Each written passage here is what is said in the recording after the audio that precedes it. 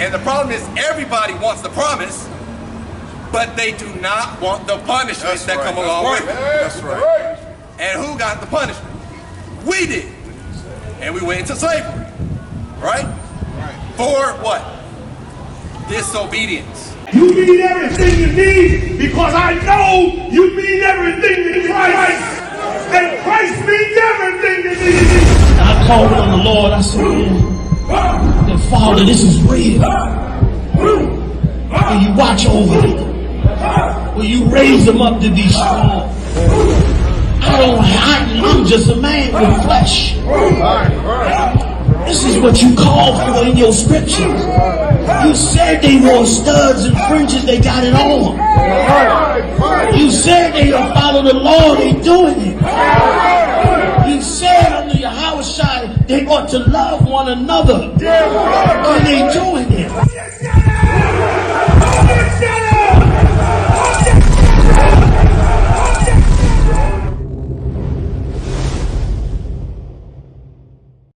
Read when you got that. It's the book of Jeremiah, chapter 31, verse 31. Behold, the days come, saith the Lord. Right, behold, saith the Lord, that the days come, read, that I will make a new covenant with the house of Israel. Right, so the Lord is going to make a new covenant with the house of Israel. Now we got to ask ourselves this question.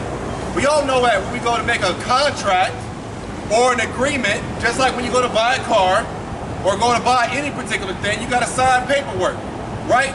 It lets you know that you're bound to a contract or something that they're dealing with you in reference to something, right? That's what binds you to that contract. Read. And with the house of Judah. Right, so this, what is, read that from again, from the top. Behold, the days come, saith the Lord, that I will make a new covenant with the house of Israel and with the house of Judah. Right, so this covenant is an agreement, and this covenant is with the house of who? The house of Judah. The house of Israel. Right, the house of Israel and Judah. Now you got to ask yourself, who is the house of Israel? Because if you don't understand the Old Testament, you're not going to understand the New Testament. You have to understand that the parts of the Bible have first, second, and third parts to it. Right? This agreement has always been with the house of Israel. Now, what makes up that house of Israel? Well, you can take a look at the 12 tribes chart. What's in a house? People. And those people make up that house. That consists of the blacks, Hispanics, and Native Americans, which is the tribe of Judah, the tribe of Issachar, the tribe of Ephraim. Everybody comes from a specific nation. Right. And within that nation, you have to identify what tribe you're from. What do they tell you that you are today?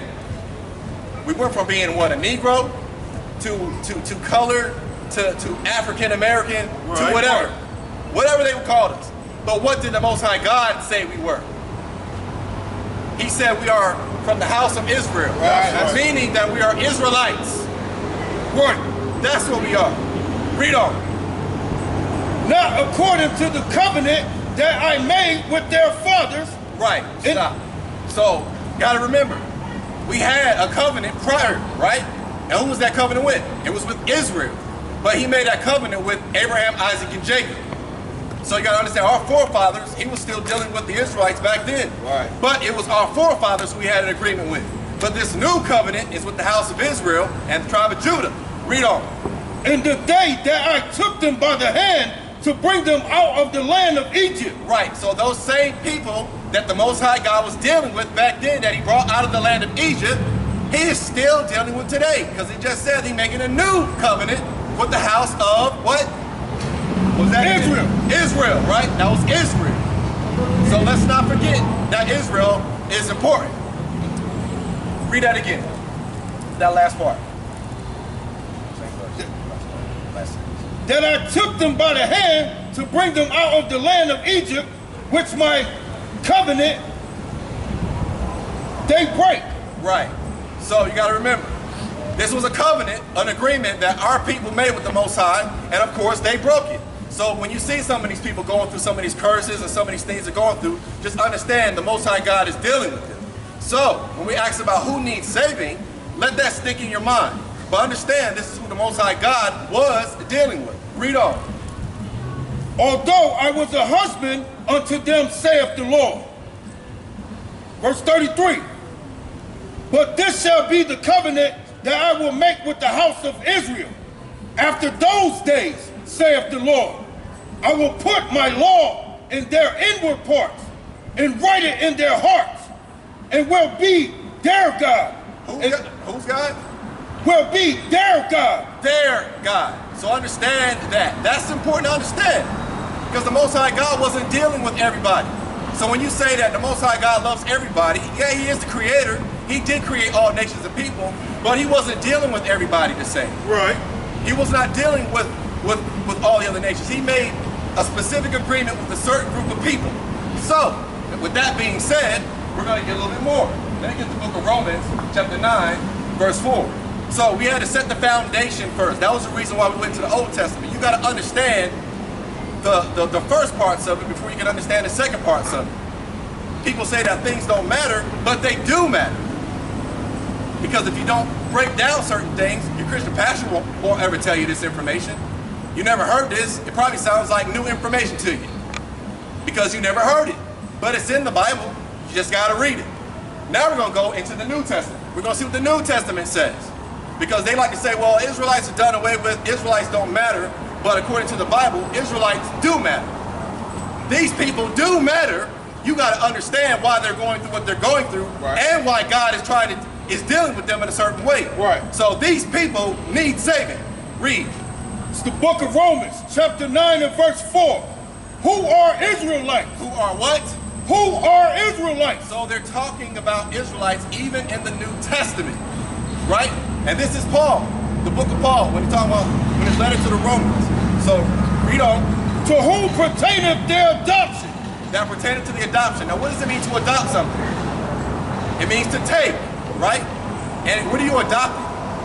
Something that belongs to you. And the glory, and the covenants. And the covenant. We just read about that. A covenant is an agreement or a contract. So that same contract they were talking about in the Old Testament is the same contract in the New Testament. Read on. And the giving of the law. And the giving of the law. So they say that the Most High God does not have a law. We don't have to keep any of God's commandments. But the Bible just said they were the ones given the law.